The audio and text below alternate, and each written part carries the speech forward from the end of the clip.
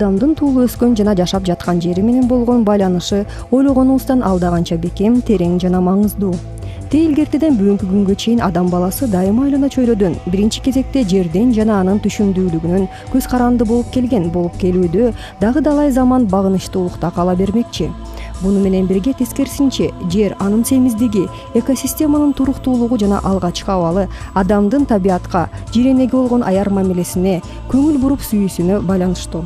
Бул байланыш эч талашсыз жана шексиз, себеби жаратылыш менен тыгыз бирдикте гана, өз ара ылайыкташып келишкенде гана адам баласы стабилдүү жана бакубат жашоого үмүт арта алат. Бүгүнкү күндө кандай гана жаратылышты туруктуу колдонуу болбосун, ал социалдык экономикалык маселелерди чечүүгө, биринчи кезекте калктын жашоосун жакшыртууга өбөлгө боло тургандыгын көрсөтүү үчүн Кыргызстандын уникалдуу мыкты шарты жана мүмкүнчүлүгү бар. Бул принциптер Бириккен Улуттар Уюмунун өнүктүрүү программасы жана Бириккен Улуттар Уюмунун айлана чөйрө боюнча программасынын жаратылыш жана жакырчылык демилгесинин негизинде жатат. Бириккен Улуттар Уюмунун өнүктүрүү программасы жана айлана чөйрө боюнча программасынын жаратылыш жана жакырчылык демилгеси Борбордук Азия мамлекеттеринин ичинен кимиси менен иштешүү керектигин тандоодон мурда тыкыр анализ жүргүзгөн. Кыргызстан жана Тажикстан бул иш-чаранын пайдасына ишендирээрлик далилдерди көрсөтүшкөн. Анткени калктын негизги бөлүгү айыл жергесинде жашап, жакыр калктын 50%-ында элеттиктер түзөт. Кыргыз Республикасы Евразия материгинин борборундагы Тянь-Шань жана Памир-Алай бийик тоолуу массивинде жайгашкан эгемендүү көп улуттуу өлкө. Кыргызстандын аянты 199,10 квадрат чакырым. Территориянын дээрлик 90% деңиз деңгээлинен 1500 метр бийиктикте орун алган. 2011 жылдын 1 январына карата Кыргыз Республикасынын калкы 5,478,000 адамды түзөт. Калктын санынын 3/1 34% шаарларда жашаса, ал эми 3/2 бөлүгү 66% айыл жергесинде турат. Кыргызстандын жеринин 90%-га жакынын тоолор түзгөнүнө карабастан, балким так ушул жагдайдын аркасында республиканын олуттуу табигый потенциалы бардыр. 1000 жылдык ак мөңгүлүү бийик тоолуу аска чокулар, шар аккан таза тунук мөңгү суулар, 10 миңдеген гектарларга жайылып өскөн байыркы доордон калган зор жаңгак мөмөлүү токойлор, семиз Альпы шиберлери, көлдөр жана мөмө жемиштүү өрөөндөр — булардын баары уникалдуу жашоо чөйрөнү түзөт. Тескей Алатуунун жана Тянь-Шаньдын тоо этектери жана тоо борлору чытырман ийне жалбырактуу токойлор менен капталган. Ал жерде табигатта сейрек кездешүүчү Тянь-Шань карагайы өсөт.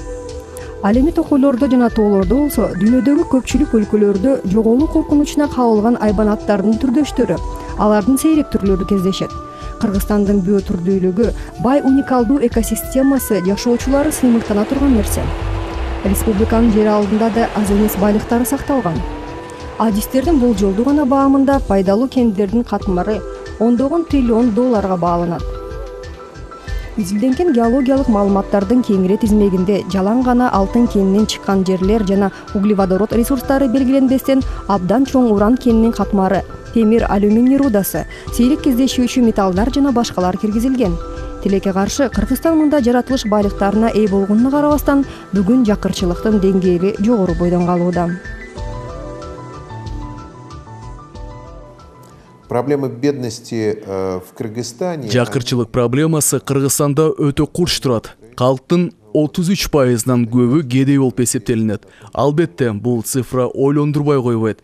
Жакырчылыктын деңгээлин азайтуу, адамдардын жашоосун жакшыртуу жана алардын нормалдуу тейлешин камсыз кылуу, мындан башка кадимкидей жашоо шарттарды түзүү үчүн аракеттенүүгө түртөт. Көп нерсе жумушчу орундарды түзүүгө такалса, ал эми жумушчу орундар менен камсыз кылуу үчүн капиталдык салым же инвестиция тартуу керек. Мына ушул жерде биз бул проблемалардын ортосундагы байланышты таап жатабыз. Адамдарды жакырчылыктан алып чыгуу жактан алып караганда айлана чөйрө менен байланыштуу бардык нерсенин чоң келечеги бар. Бирок ошону менен бирге бул абалдын курчушу коркунучту туудурат. Белгилүү болгондой, тоолуу шарттагы жашоонун өз артыкчылыктары, өзгөчөлүктөрү менен кошо олуттуу проблемалары да бар. Бийик тоолуу алыскы айылдардагы жашоочулардын турмушунун канчалык деңгээлде татаалдыгы жана жөнгө салынбагандыгы үстүртөн гана көз жүгүрткөндө көрүнүп турат. Адистердин айтымында бийик тоолуу бир далай айылдардагы жашоочулар араң жан сактап жатышат. Мындай абалдын себептерин аныктоо оңой. Бул катаал климат. Бул жерде 6 айга жакын кыш өкүм сүрөт. Жаратылыш газынын жоктугу, бат-бат өчүрүлүп турган электр жарыгы, бул убакка чейин чечилбей келген калктын таза суу менен камсыздалбай келиши. Башкаларын айтпаганда, балким адамга абдан маанилүү болбосо да, бирок азыркы замандагы адамга керектүү жөнөкөй ыңгайлуу шарттардын жоктугун атап өтсө болот. Мисалы, ысык суу, канализация жана жеткиликтүү интернет. Биздин эң чоң проблема суу проблемасы. Сугат суусу жок, таза суубуз жок. Ушундай кыйын кырдаалда жашап атабыз. Биз сугат суубуз жоктугуна байланыштуу айдаган эмгегибиздин баары күйүп кетип атат. Таза суубуз жок ичерге. Таза суу жерге тал деген айыл немеден суудан алабыз. Аяка да 2 километр ап келиш үчүн, таза суу ичиш үчүн 2 километр, 3 километр эшектерге фляктар тартып алып барып, ап келебиз. 2006-2010 жылдары республика боюнча айыл жергесинде орто эсепинен 604 000 адам же жалпы калктын 16% таза суу менен камсыздалбаган бойдон калууда. Эң көп агып өтүүчү түтүктөн алынган суу менен камсыз болгон Чүй областы 96%, Ысык көл 93%, Нарын областы 87%, эң аз камсыз болгон Баткен областы болуп эсептелинет 64%. Кыргызстандын тоолуу аймактарындагы жашоочулардын проблемалары айыл чарба жана мал чарбадагы көйгөйлөрдөн уламда ырбап татаалдашууда. Совет доорунда курулган ирригация системасы иштен чыгууда жана айыл чарба жерлерин сугат суу менен камсыздай албай келет. Ал эми жүздөгөн гектар айдоочу жерлер агротехниканын жана которуштуруп айдоонун эрежелери дайым бузулуп келгендиктен жыл сайын жараксыз абалга келүүдө. Муну менен бирге республиканын алыскы аймактарындагы суунун туура эмес колдонушунан улам жерлер шорго жана сазга айланган.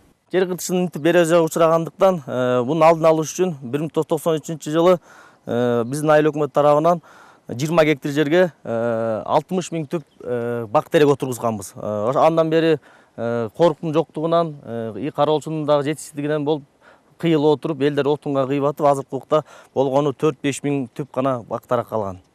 Элеттегилер жаратылыш ресурстарынан жан сактоо каражаттарынын булагы катары түздөн түз көз каранды жана ага зор таасирин тийгизишет. Чарбалык иш-аракеттердин кесепетинен жана табигый факторлордон улам 10,6 миллион гектар айыл чарба жеринен жайыттар жана айдоо аянттары 80% начар, жараксыз абалда жана кургак талага айлануу процессине кабылды деп табылган.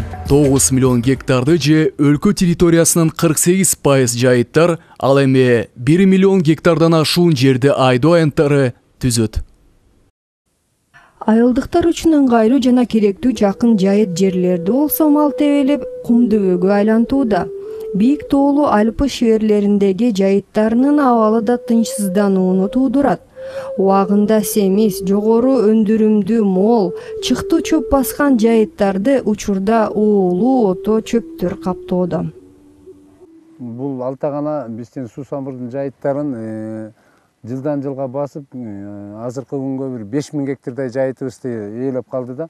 Илгери школдо окуп жүргөндө агайларыбыз ушундай шыпыргы жасап келе деп бизге задание берип, ошо шыпыргыларды жасап келип, анан агайлар ошо Бишкекке жиберчү да, мурун Фрунзе деп койчу, ошо борборго жиберип, ошол жактан ошол көчөлөрдү шыпырганга, субботниктерге колдончу да мурун. Эми ушул көйгөй болуп атат да азыр, ушул чоң көйгөйдө алтагана деген. Бул кандай кылып жок кылабыз? Бул жакынкы айылдын жайыттарын жылдан жылга кыскартууда да бул. Жылдан жылга кыскартып. Тоолуу рельеф жана климат тоолуктардын жашоосуна зор коопсуздук жаратат. Республикада 70 эң кооптуу жана кеңири жайылган табигый кырсыктардын 20 түрү кезигет. Жыл сайын жер көчкү, сел, катуу жаан жана мөндүр инфраструктурага, жолдорго, көпүрөлөргө, электр зымдарына гана чоң зыян алып келбестен, дыйкандардын, фермерлердин келерки түшүмгө арткан үмүтүнөн ажыратат. Жер титирөөлөр жана аябаган катуу шамалдар айрым учурларда адамдарды үй-жайсыз калтырышат. Табигый кырсыктардан жапа чеккендердин саны болсо өсүүдө. Мындай кырдаалда биринчи кезекте жаратылыш кырсыктарынын кесепеттерин жоюуга жетиштүү каражаты жок, жакыр адамдар жапа чегишери түшүнүктүү. Табигый кырсыктардын саны жыл сайын өсүүдө жана аларды алдын алуу кыйын. Эгер Кыргызстанда 2007 жылы 209 өзгөчө кырдаал катталса, 2010 жылы 439, ал эми 2011 жылы 255 табигый кырсык болгон. Селдер жана суу ташкындары эң көп коркунучту алып келет. 29%, жалпы табигый кырсыктын ичинен. Кар көчкү 11%, жер көчкү 6%. Жылына табигый кырсыктар Кыргызстанга 1,5 миллиард сом же 37 миллион доллар зыян алып келет. Адистердин эсептөөсү боюнча өзгөчө кырдаалдарды алдын алууну ишке ашыруу үчүн 6,5 миллиард сом талап кылынат. Бардыгын алсак 150 миллион АКШ долларына жакын. Дүйнөлүк коомчулук тоолуу өлкөлөрдүн жакырчылыктын деңгээлине жана проблемаларга таасирденбей тура албайт. Дүйнөлүк уюмдардын, донорлордун жана финансылык институттардын жардамына муктаж болгон өлкөлөр көптөгөн долбоорлордун түрткүсү менен экологиялык ылайыкташуунун жана адамзаттын өнүгүшүнүн глобалдык процесстерин ишке ашырууга болот. Бириккен Улуттар уюмунун өнүктүрүү программасы жана айлана чөйрө боюнча программасы тоолуу региондордогу туруктуу өнүгүү проблемаларын чечүү, айлана чөйрөнү сактоо жана тоолуу өлкөлөрдүн, анын ичинде Кыргызстандын жашоосун жакшыртуу боюнча натыйжалуу жыйынтык менен көптөн бери иштеп келет. Мында келечектүү план катары жаратылыш жана жакырчылык демилгеси эсептелинет. Бул долбоордун Кыргызстанда 3 негизги максаты бар. Биринчи максаты бул айлана чөйрөнү коргоонун, жакырчылыкты жоюу маселелерин бирдикте улуттук өнүгүү программаларына, стратегияларына киргизүү. Экинчи максаты болсо ушул эле маселелерди пилоттук территориялар болгон Нарын областы менен Суу-Самыр айыл өкмөтүнүн социалдык экономикалык өнүгүү программаларына, стратегияларына киргизүү болуп саналат. Ал эми үчүнчү максаты жакырчылыкты жоюу, айлана чөйрөнү коргоо маселелери тууралуу кенен кесири маалымат таркатып, окутуу программаларын иштеп чыгып, тандалып алынган аудиторияларга ушул темада окутуу программаларын өткөрүү болуп саналат.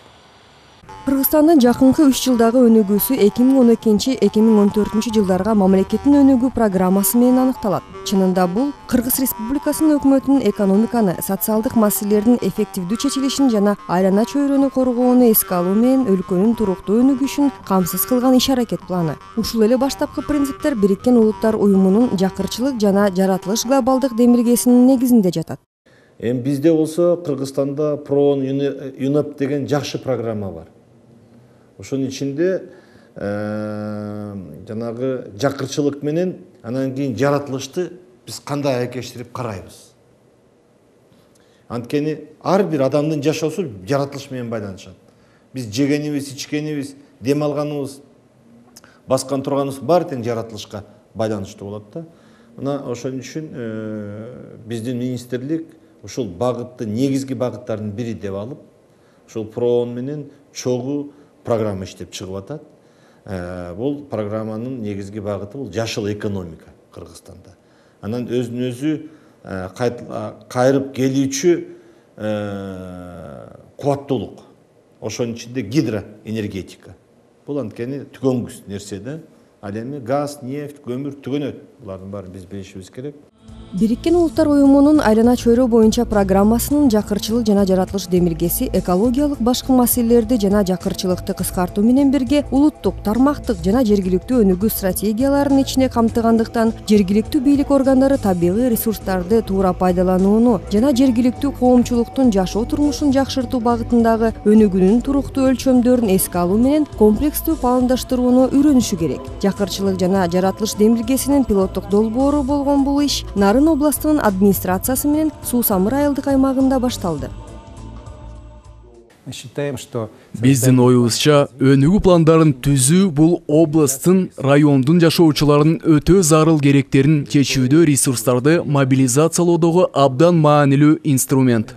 Пландарды түзүү областтардын өнүгүшүнө жардам берет. Биз көп өлкөлөрдөгү мындай мисалдарды билебиз. Бириккен Улуттар уюмунун өнүктүрүү программасы Грузияда, Европа жана Борбордук Азия мамлекеттеринде иштеп келген. Грузиянын Кахети аймагында территориялардын өнүгүү стратегиясын түзүүсү Дүйнөлүк банк тараптан бул районду өнүктүрүү үчүн ресурстарды тартууга жардам берди. Банк стратегиянын так экендигин белгиленген башкы максаттарын көрүп, $50 миллион өлчөмүндөгү каражатты которууга макул болгон.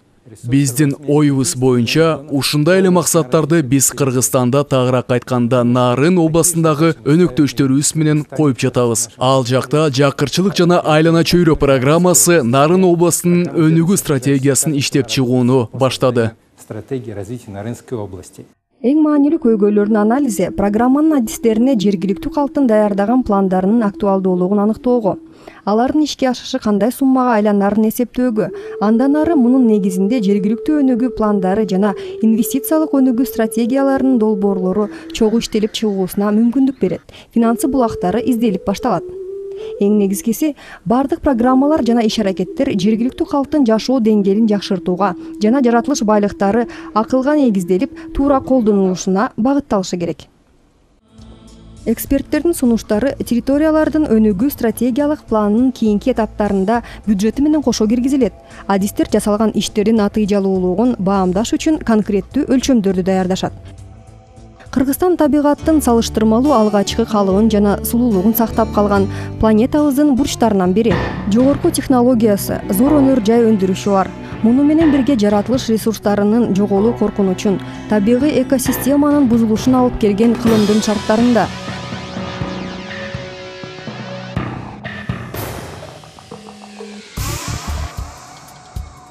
Адам баласынын токтоос иш-аракеттеринен келечек муундарга жаратылыш байлыктарын, экосистеманы таза бойдон канткенде сактай алабыз.